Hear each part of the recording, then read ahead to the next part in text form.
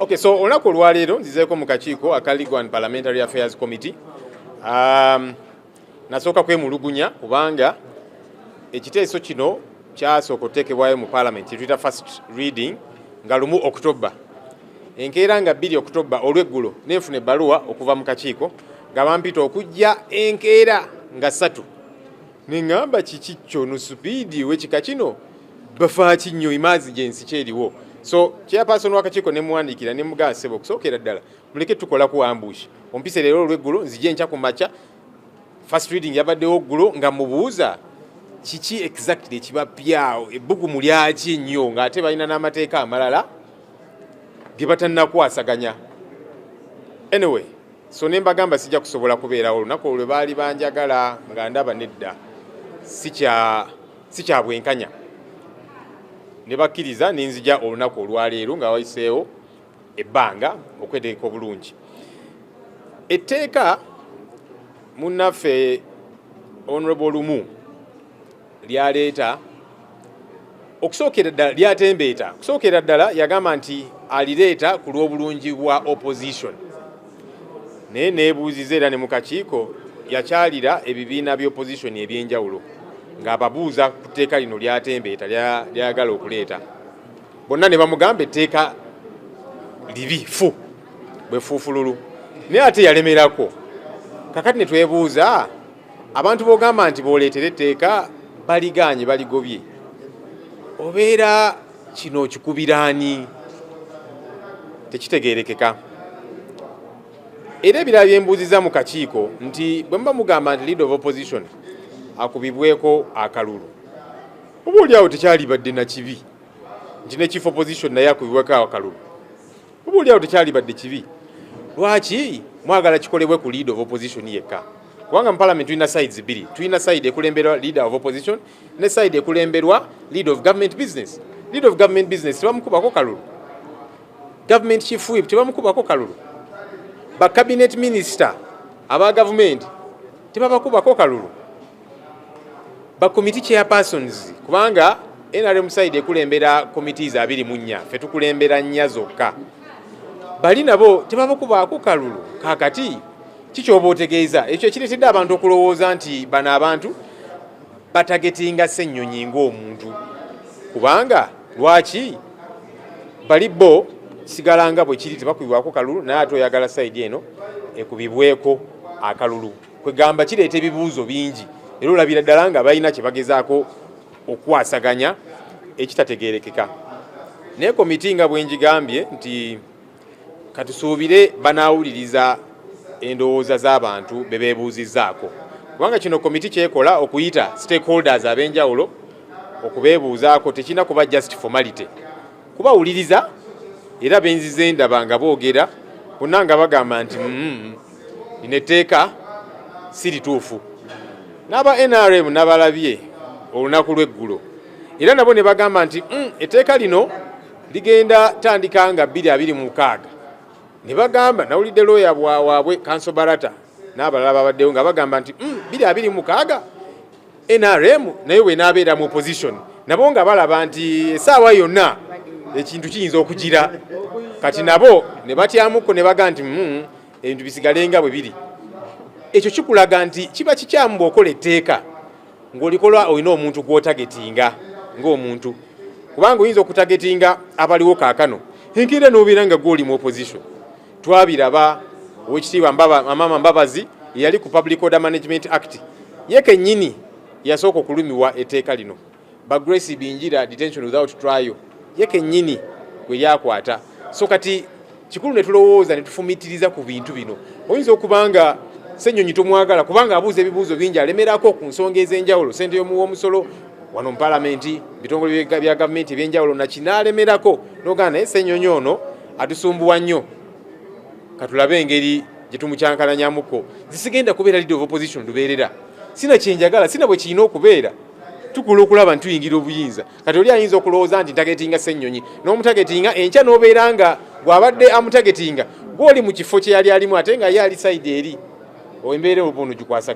Ekirungi ekiri mu tteeka lino nkibuuziza n'abakomiti nga nsaba nabo bambuulire kirungi kibbo kye balaba muteeka lino kubanga mukubaga amateeka munnamateeka yenna ajja kugamba nti oba obaga etteeka obanga oyagala kulikyusaamu oba oyina kyoyagala okutereeza ekitali kirungi kati nimbabuuza kikyamu ki kyemugezaako okutereeza tekiriiwo tekitegeerekeka so tewali kyoyinza kugamba nti kino kirungi kyolaba mu tteeka ekyo oba oliawo kyalibadde bwe kityo singa yali agamba nti abakulembeze bonna mu paalamenti balondebwe lead of opposition, lead of government business, chief opposition whip, government chief whip, shadow cabinet, ne government cabinet yonna obukiiko obukulemberwa opposition n'obukiiko obukulemberwa government ba commissioner bonna kati singa yakireeta bwatyo abooli awo abantu baligambye nti okay mwiza okuba mulimu ekirungi kubanga oyagala nti abantu bano bonna balondebwe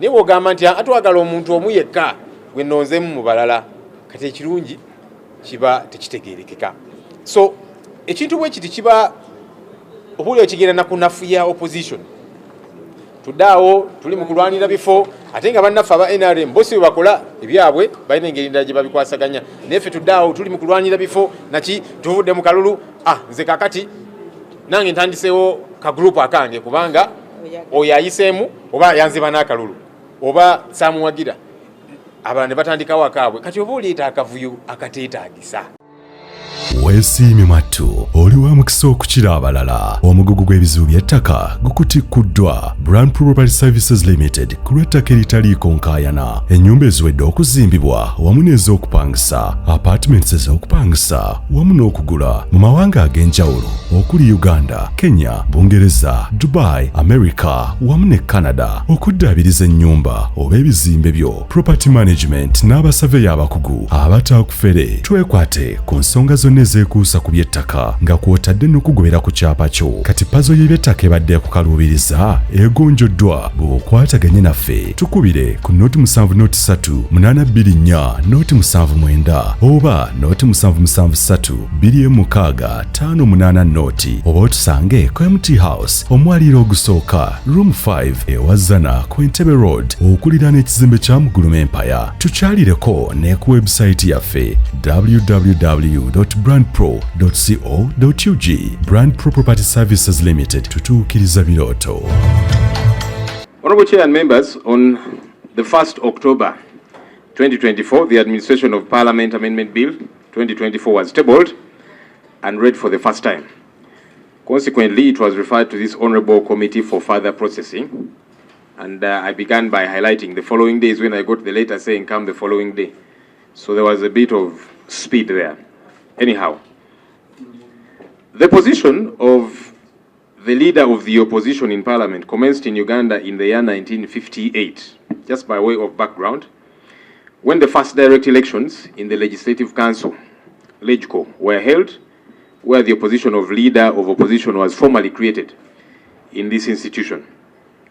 Following the overthrow of the Uganda People's Congress in 1985, multi-party dispensation went into abeyance. The political space was suppressed until the early 2000s, when the political pressure was exerted to reopen the space for multi-party politics. In the year 2005, a referendum was held and the majority of voters preferred a return to multi-party politics. The 2006 elections were thus the first multi-party elections held, bringing an end to the single-party system that prevailed at the time. Consequently, the office of the leader of the opposition was established in Parliament at the inception of the 8th Parliament, pursuant to the constitutional provisions that restored multi-party politics in Uganda in 2005. The office draws its existence from Article 82A of the Constitution of the Republic of Uganda and Part 2A of the Administration of Parliament Amendment Act of 2006. Article 82A of the Constitution of the Republic of Uganda of 1995 as amended is to the effect that there shall be a leader of the opposition in Parliament under a multi-party system. Part 2A of the Administration of Parliament Amendment Act of 2006 gives efficacy to Article 82A. Through sections 6A to 6E, the procedure of coming up with the leader of the opposition and the functions of the same are well provided for. Section 6E of the Administration of Parliament Act stipulates the role and functions of the Leader of the Opposition, and with specificity. Section 2 states that the Leader of the Opposition shall, under subsection 1, in consultation with his or her party leadership, appoint a shadow cabinet from members of the opposition in Parliament, with portfolios and functions that correspond to those in the government cabinet. The object of this bill is to amend the Administration of Parliament Act, Cap 272, to provide for the election of the Leader of the Opposition by members of the opposition in Parliament, to provide for additional grounds upon which the Leader of the Opposition may cease to hold office, to require the shadow cabinet to be approved by members of the opposition in Parliament, to require the Leader of the Opposition to consult opposition political parties represented in Parliament when appointing chairpersons and deputy chairpersons of the relevant standing committees of Parliament, and for related matters. Let me talk about the challenges posed by the proposed bill from my standpoint. Election of the Leader of the Opposition by members of the opposition in Parliament has significant implications for our democratic process. While the notion of voting for the LOP may seem democratic in theory, it presents several challenges that could undermine the effectiveness, accountability, and stability of our parliamentary system. Historically, the election of the LOP by the largest party has been a cornerstone of parliamentary democracy, particularly in systems influenced by the Westminster model. This practice ensures that the opposition is credible and representative of a significant portion of the electorate. By shifting to a voting system in the House, Honorable Chair and members, we risk disrupting this established tradition, which has served to maintain a clear and effective opposition that can hold the government accountable. Because even government should be interested in a credible opposition that holds it accountable. Parliament has got two sides, Honorable Chair and members. The right side of the Speaker and the left side. The right side is led by the Leader of Government Business, who is also the Prime Minister, while the left side is led by the Leader of the Opposition. The Leader of Government Business is not elected by MPs on the government side. So why would we be seeking to have the leader on one side elected? Honorable Chair and members, while the intention behind the proposal to have the shadow cabinet approved by all members of the opposition in Parliament may be presented as one that ensures inclusivity, it presents several critical challenges that could undermine the effectiveness, efficacy, accountability, and stability of our parliamentary system and operations. The shadow cabinet is a replica of the government cabinet, which is appointed by the person announced as winner of an election. The shadow cabinet is intended to hold accountable the substantive cabinet ministers. The intention is for the Leader of the Opposition to have a team that he or she would be comfortable working with, hence the reason for appointing shadow ministers, as opposed to making it a decision of all opposition MPs in Parliament. If the government cabinet ministers are not determined by all MPs on the government side, I ask, why then is it necessary for the shadow cabinet to be determined by all opposition MPs? Honorable Chair and members, the appointment of chairpersons and deputy chairpersons of accountability committees has been a prerogative of the opposition leadership in Parliament without requiring the endorsement of all opposition political parties that are represented in Parliament. This practice was established to ensure effectiveness in holding the government accountable. The same practice applies to chairpersons and deputy chairpersons of all other committees except accountability committees. Honorable Chair and colleague members of Parliament, for information purposes, Parliament has got a total of 28 standing and sectoral committees. However, only 4 of these 28 committees are led by the opposition. The rest, which is 24, are led by the ruling party. The ruling party selects the leaders of the committees under their mandate, that's the 24. Why then would the opposition be deprived of the same practice? What exactly would we be seeking to remedy? Honorable Chair, I saw a belated afterthought of the mover of this bill, saying even the chief opposition whip, whom we call the cow on our end, should be subjected to a determination of all opposition MPs. Again, the opposition side has got the chief opposition whip, and the ruling party side has got the government chief whip, who is also appointed and is a member of cabinet. That's the government cabinet. I ask again, why would we be interested in subjecting one side to a process that the other side is not subjected to, Honorable Chair and members? Do we want to create a situation of more important and less important positions in this our parliamentary system that is critical, and where all these roles are critical? Honorable Chair and members, election of the leaders on the opposition side of parliament by members would make the opposition prone to fragmentation.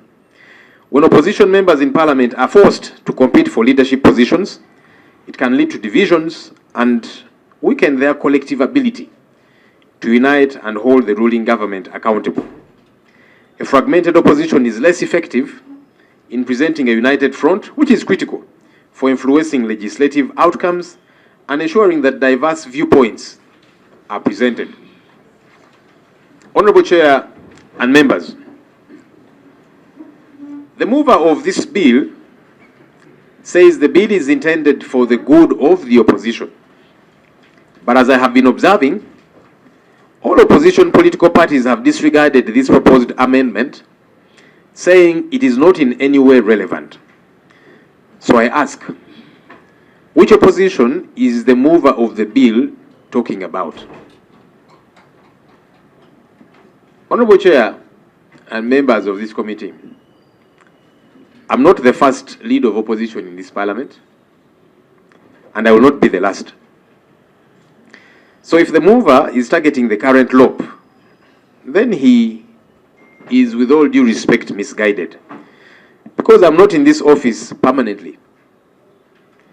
Tomorrow, it may not be me occupying this office, but it is important that we do not emasculate whoever the occupant of this office is. Honorable Chair, I saw colleagues from the NRM who appeared before this honorable committee yesterday, acknowledging that they too could be in the opposition someday.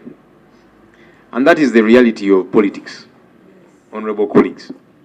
So let's seek to strengthen as opposed to watering down these different political offices.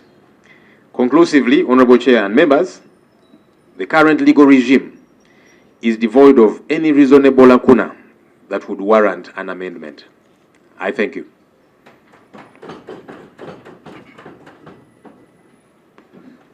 Thank you. Of opposition before seeking leave of Parliament to present the bill.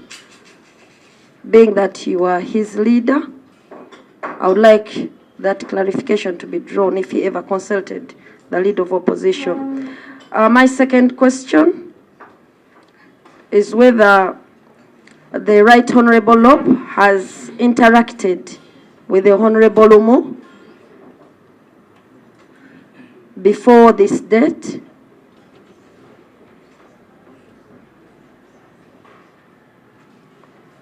Interacting on the bill. Yes, interacting on the bill, on the amendment. And lastly, I would like it to be on record whether the Right Honourable Lob believes that the Honourable Lumu bill is actually targeting him as the sitting leader of opposition. Thank you so much, Honourable Chair. That he was uncomfortable with the speed at which the bill was moving, and he called it a supersonic speed.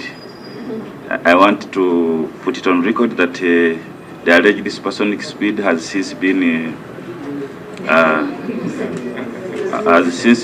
managed. As you can see, we are in the third week of considering the bill, so the issue of the supersonic speed does not arise. we could actually take a month or even two still considering this bill. But the issue was just that I used my discretion as chair to decide on which bill to start with, because we have quite a number of bills in the committee. And I thought the bill was small and I thought it would be disposed of first. But as you can see, it has dragged on and it will continue to drag on. We intend to give stakeholders enough time to give in their views. The second one is on the issue of the mover targeting the current law. The mover, while presenting this bill to us, actually indicated to us that he would want the bill to start in the next term during the 12th Parliament. I think that then also allays your fears that the bill is strategically targeting you, because he said it here on camera and it's on record. Now, my substantive question is that you complain that the other side, the government side, has no issues relating to elections of the VP or the lead of the government business and the ministers. They are not subjected to elections, but there is surely some processes through which they undergo. The VP is actually approved by the House. There is an approval process in the House. Same with the leader of the opposition, I mean the leader of government business, the Prime Minister. They undergo a process of approval, which means they could be rejected by the House in case they are not fit. Now, the ministers undergo a vetting process. After being appointed, they undergo a vetting process by the Appointments Committee of Parliament, of which the LOP is a member, and the other members of the opposition. So now, the other side of the LOP, once the LOP is designated by the party with the greatest numerical strength in Parliament, in the opposition side, there is no requirement for even approval by the House. It's just announced, and that is all. It looks to me to be a blank check. And yet the LOP is a national leader. LOP is not just localized to the party with the greatest numerical strength in the opposition or strictly to the opposition. LOP is a national office established under Article 82, and I would imagine it would be subjected to some checks, some procedure of approving the designated LOP in the House. So without necessarily going into the provisions of the bill calling for elections, what would be your take on some processes through which a LOP should be finally approved in the House? Yes, Secretary. Chair, I think it was a wonderful presentation and highlighting issues where we are trying to protect the image of the minors and minority in the August House. So, Honorable Lope, thank you so much. Okay, minority chair. minority chair. So, chair, to save the image and the picture of the minority. So, thank you, Honorable Lope. We are here to push. Thank you. This debate, I happen to not to be around for some time, so I will ask questions because I have not followed whether in the House or in this committee what has been going on. But just to seek clarification, just from ask questions that relate my to brother, the presentation. My brother Joel, whether I just think going wrong in my mind, have you had an opportunity to look at how leaders of opposition and other democracies are processed in the House, and in your opinion, how contradictory is what we are trying to do with what is happening elsewhere?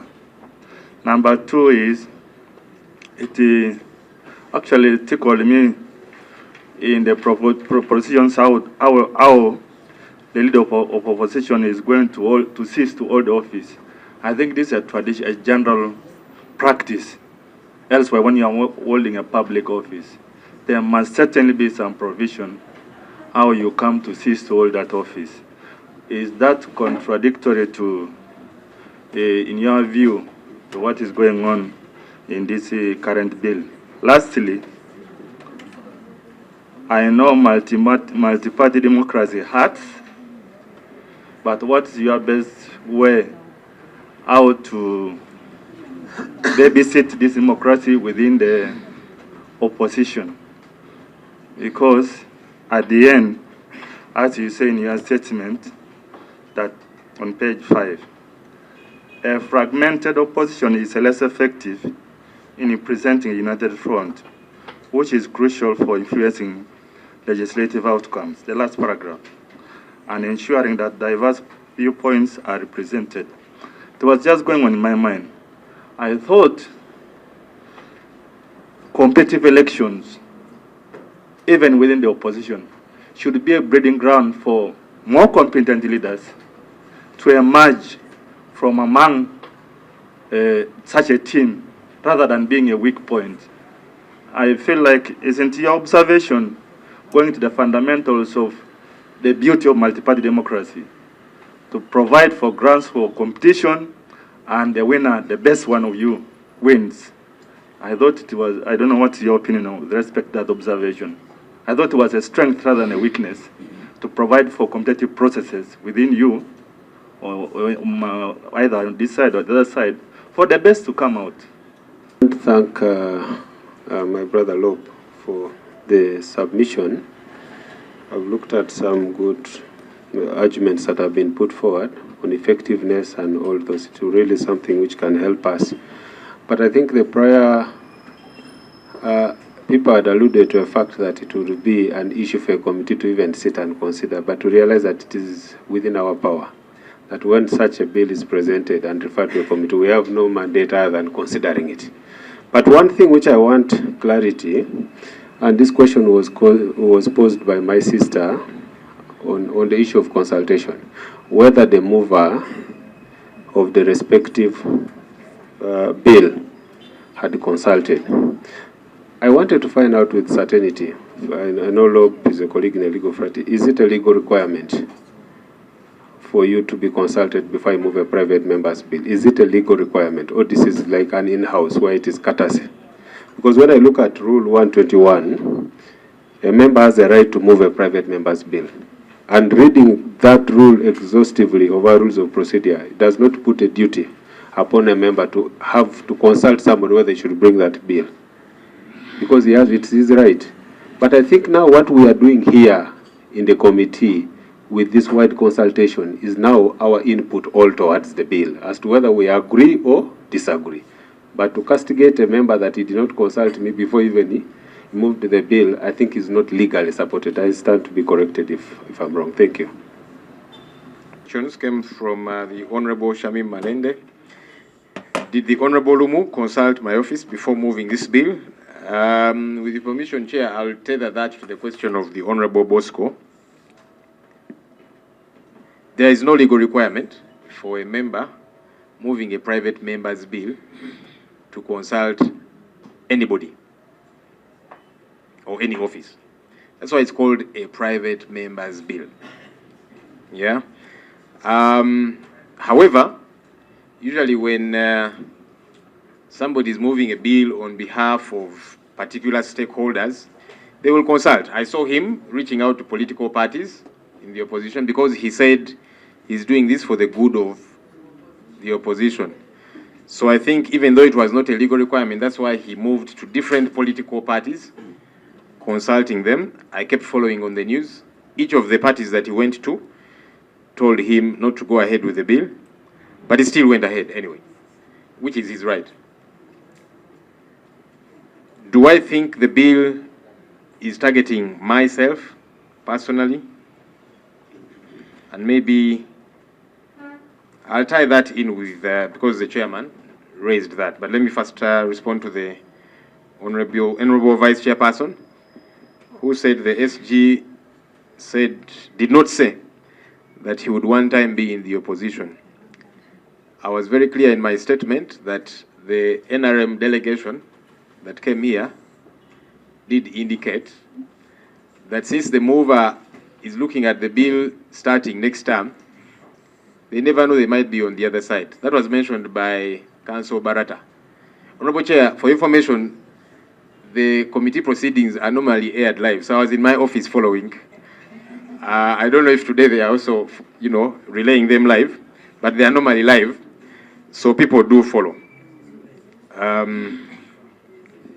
Honorable Chair, you firstly talked about the supersonic speed.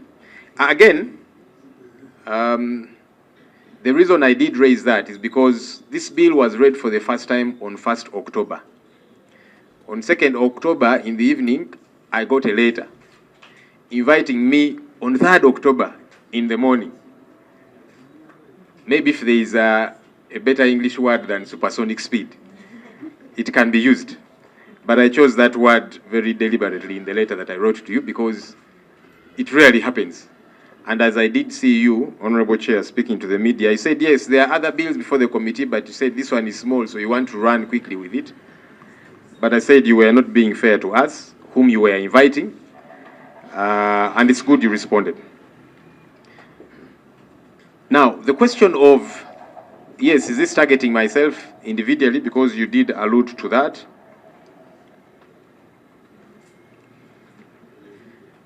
If it looks like a duck, walks like a duck, quacks like a duck, it most probably is a duck. Honorable Chair, you did ask and mention that the Vice President is approved, the Prime Minister is approved. They are not elected, Honorable Chair, and that's the issue that I've raised in my statement. Yeah, because they are not elected. They are appointed by somebody who is announced winner. And that's why I was asking, why is it seemingly okay to have practice on one side different from the practice on the other side? The Honorable Achia, how are lobes in other democracies created? I have done some establishing, and I'm sure the committee has too. And you will discover that lobes elsewhere, process is similar. The opposition MPs don't sit and elect a leader of the opposition. But we keep learning. Maybe I can be educated about a particular jurisdiction where that happens. I'm open to learning. How the lobe can be removed from office? There is no office in this country for which there is no way somebody can exit office. It is not there. Including even members of parliament, because the current legal framework is interesting. It provides for how an MP can be recalled, and then at the end, it says this can only happen under the movement system. So it's one of those redundant legal provisions that we have, yeah? But again, there is a way a member of parliament can cease to be a member of parliament. The leader of the opposition is a member of the commission. There is a very well stipulated modus operandi on how anyone can cease to be a member of the commission. So to answer you directly, the lobe is not in office permanently, that he or she cannot cease to be in that office, just like any other office in this country. Competitive election should be good for opposition, Honorable Achia says. So why is it not good for the ruling party as well? Because if, as you're saying, it should be good for the opposition to sit and elect their leader of the opposition and elect their chief opposition whip, why is it not good for the NRM, from which you come, sir, to sit and elect your government chief whip, and elect your leader of government business, and elect the committees, committee leaderships, and so on and so forth? It's just a question that I'm throwing back. So, yeah, the modus operandi would be good to cut across. Yes, please. I want to say, I'm certainly very sure that my colleague quite appreciates a lot. Now, when you look at, I'm trying to pick it from your line of argument. It is very true that their procedures will follow as per the prescription of the law. If you look at the Prime Minister's situation, this is the same argument we had yesterday. We have no problem when it comes to, we say election or something, but whereas we say a particular provision of the Constitution is restrictive and says the Prime Minister shall be appointed. But now when we look at our Article 82, which still gives the leeway to Parliament's run administration of Parliament's Act to be able to set in place that mechanisms. You have clearly brought out that there are some legislations which could be redundant. I would also say that when you look at Article 82, we needed to look at what is the intention of the framers of the Constitution. When you look at it, why do you put that duty to give Parliament the discretion? But we are saying now Parliament cannot exercise that discretion to see how it is chosen. Because election is one of the modes amidst others. Even you can choose through an appointment, you can choose through all these things. But I think it is something you take it up. Because we may say it is not viable today, but even in the subsequent Parliament, somebody will again come up with a similar motion. And it can raise the same issues, isn't it? So I think if we think that this would be redundant, take up an issue and have it amended so that we say, let's appoint. But you don't give Parliament the discretion to decide on which mode to choose and you say it cannot. I think that is a problem also we have in the legislation. Thank you. Says there is no, with specificity, a legal provision that says the Prime Minister shall be appointed. No, I said it is there. Come again? The one for the Prime Minister, it says Parliament shall by law prescribe the following in respect of the leader of the opposition. How he or she is chosen.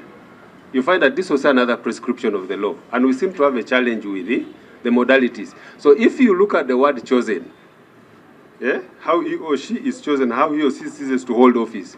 Now Parliament is saying, how do we choose?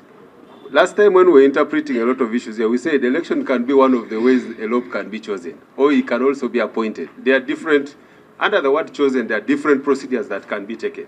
You get it? So you find that when Parliament, not even Parliament, when the mover of this particular thing says, okay, let's operationalize the word chosen and choose which procedure there.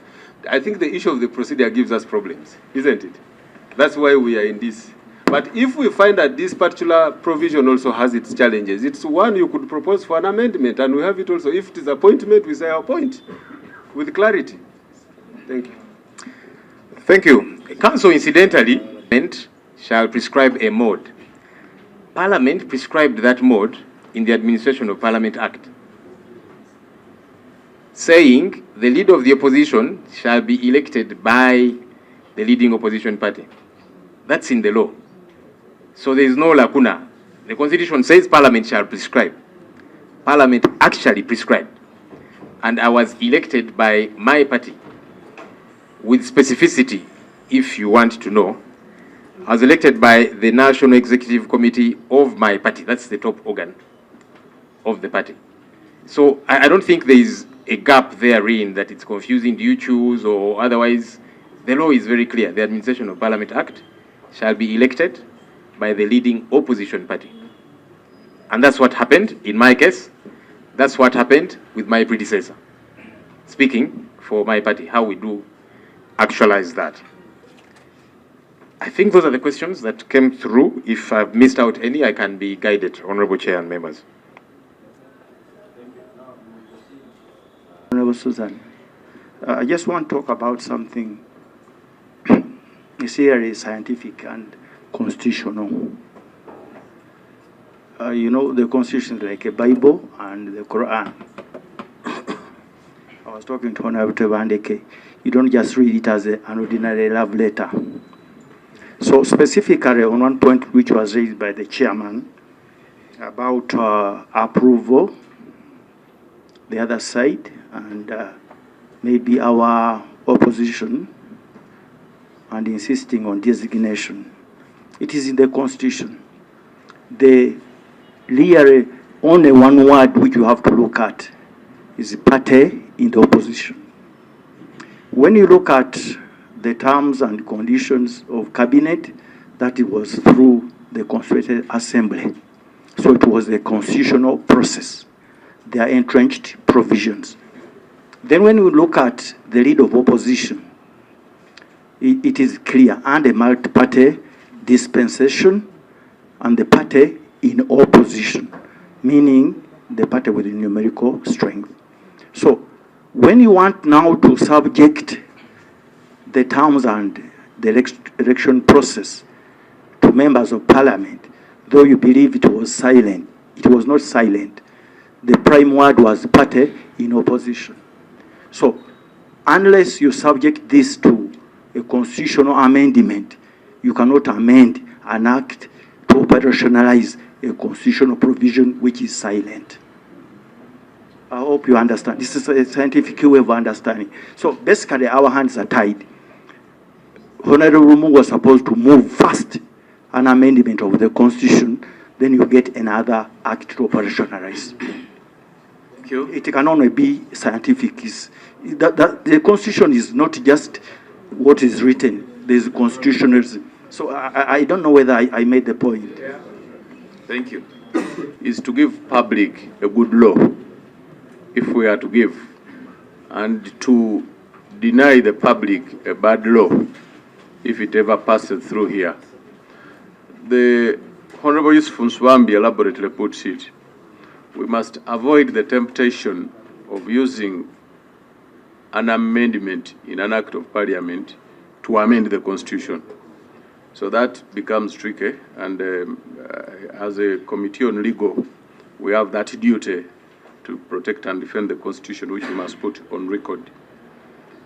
But also when we are making a clear analysis of some of these provisions of the law, regard should be given to the fact that many of these laws were promulgated under the movement system. And so a full operationalization of some of them under the multi-party system, specific provisions could have been amended, but there could be so much that remains lacking, which is work in progress. So it is in our best interest that we receive these ideas where they come, like the way the Honorable Yusuf Nswambi has proposed and the leader of opposition on some of these provisions, so that in consideration of a holistic approach of overhaul of some of the existing laws, we put them into consideration. So we should not curtail proposals that come for the good guidance of clean laws, because it is the singular duty of this committee to give the country very good laws by guiding Parliament. I thank you.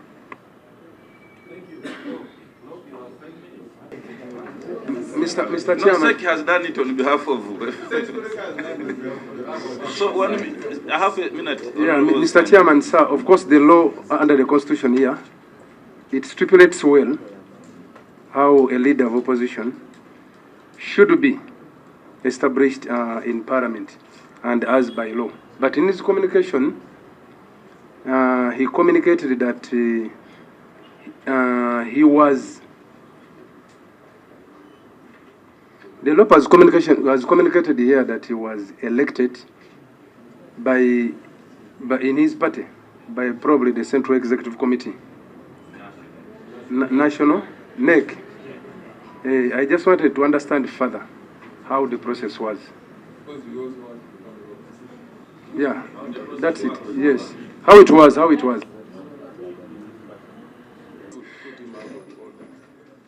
Just in addition to what my honorable members have advanced, I just want to bring it to the attention of the committee that being the legal committee that we are supposed to guide Parliament on matters of law so that we really produce good laws, or the Parliament can make good laws.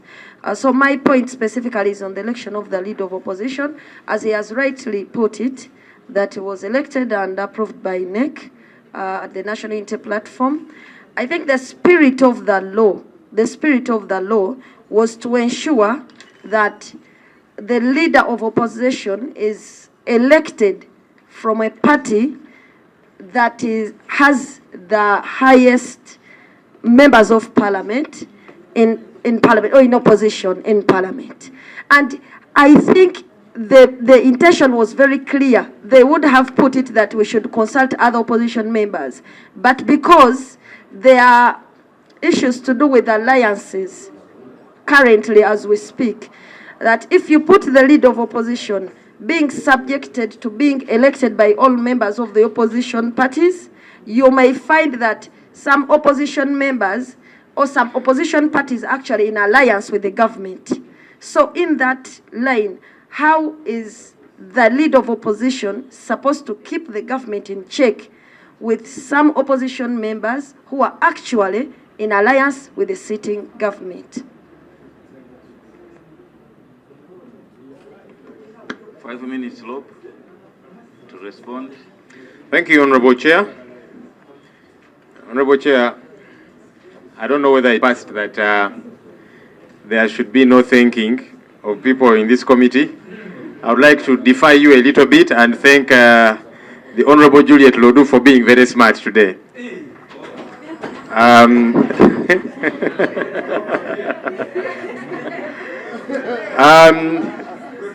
Because today is the only day I've come here and I've seen she's very smart. So I want to thank her, even though you stopped us from thanking people. But anyway, on a serious note, Honorable Chair, yes, Honorable Nsanja is inquisitive. She's normally smarter, by the way. Ah, okay. Just that I am glad. I take note of that. It's just that I don't usually come to this committee. This is the first time. Yes, how the NEC did conduct the election. The National Executive Committee comprises of several members who did sit, and the deputy chairperson is saying he's actually an independent member. Order. He's not a member of the party, at least not officially, but he's welcome. Honorable Taylor, you're also welcome through the chair. So yes, it's a committee that is comprised of several members, several leaders, and we sit and determine matters on behalf of the party.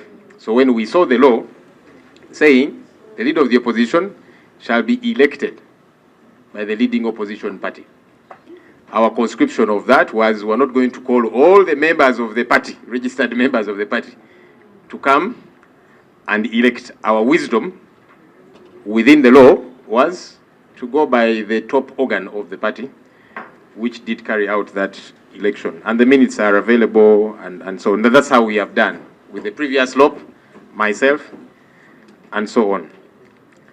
The Honorable Taylor, the Deputy Chairperson, rightly says it's the duty of this committee to guide Parliament and the nation in the quest to have good laws for this country. And that's why I came to this committee. I probably had the choice not to come, or any of the stakeholders you invited. I don't think they were under any compulsion. I've chaired a committee before. There are people who mandatorily, when you invite them, they must come. If they don't, you can summon them. We used to summon and even arrest people and bring them to a committee when I chaired one. But in the case of stakeholders, they come on their own volition because they believe this committee has got a duty. And we believe that that duty ought to be executed efficaciously. And so that's why I came to share my thoughts. I am very hopeful that, yes, the committee will capture our thoughts and put them into consideration. Some people might say, but well, maybe this is just for the motions of it, for formality and that kind of thing. I want to give the committee the benefit of doubt, and that's why I came to share those my thoughts. I've been seeing other stakeholders that have been coming to the committee sharing their thoughts. I am hopeful that the committee will capture them and share them with the rest of the House so that we are able to run this, our country, even better than we are. You see, we run this country together, government and the opposition. There are challenges we are still dealing with politically, but we are all stakeholders, and that's why we are here. So I thank you for inviting us, and we wish the committee all the best. Thank you. Ananmanja Sebunya, Mbakanda Kasike Central. Lero tubadde nga opposition.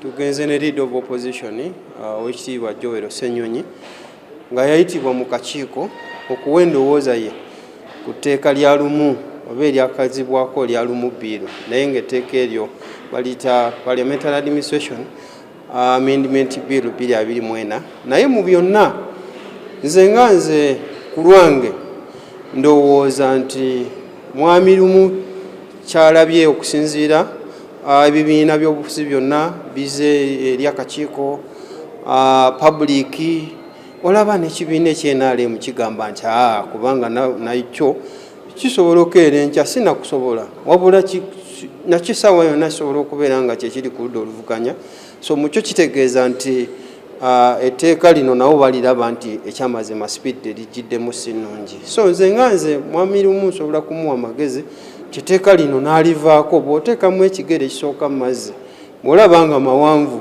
ekyokubiri tokiteekamu so wabula ojjamu kijje oba oli awo etteeka n'owanika n'ogamba ekyamazima lino etteeka okuggyako ng'alireetedde muntu ng'alyereetedde nga ye naye bw'aba ng'alireese nga ly'abantu nze ndowooza ku second reading awo yandibadde akkiriza nga private member nti nzikiriza etteeka ndi withdrawinze ng'akakiiko kaleese report terisobola kukola kubanga limanya ssemateeka ofiisi y'omukulembeze akulira oludda oluvuganya gavumenti yateekebwawo constitution akawaayiro 82A nekawa obuyinza parliament erabe bweneeteeka mu nkola okulondebwa kw'omukulembeze naye akawaayiro kano n'entaasa yonna mu parliament yali eyogera ku kibiina kimu ekiddirira obuwagizi obunene ku kibiina ekiwangudde kakati bw'oba okola etteeka lyonna n'obuyinza obwaweebwa parliament bwalina bulina okukola